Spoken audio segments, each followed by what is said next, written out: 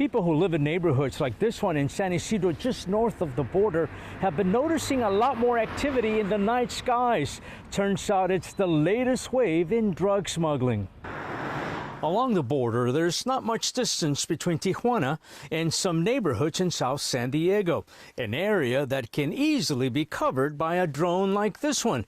Perhaps this is why people who live here are telling Border Report they have been seeing more drones flying above their homes in recent months, something the Border Patrol has also noticed. We've seen it in years past, but in recent months we're seeing a slight uptick with the use of the drones. The drones we're referring to are commercial drones that any consumer could really purchase. They're using the cover of night mostly to smuggle their illegal contraband into the U.S. What's important to note is that these drones are used in areas here near the Las Americas Mall.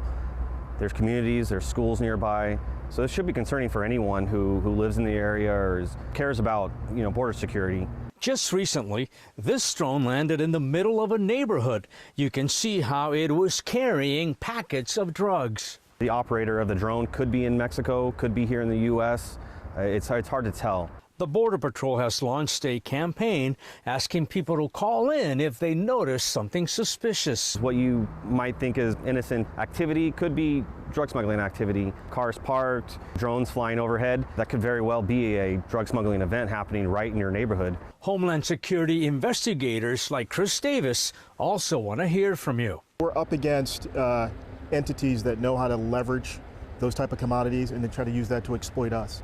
So again, that's very important for us to try to do these follow-on investigations, send these off to the lab, see what kind of digital evidence we can recover, and ultimately hopefully get back and again disrupt or dismantle those organizations that are operating across the border from us. Salvador Rivera, Border Report.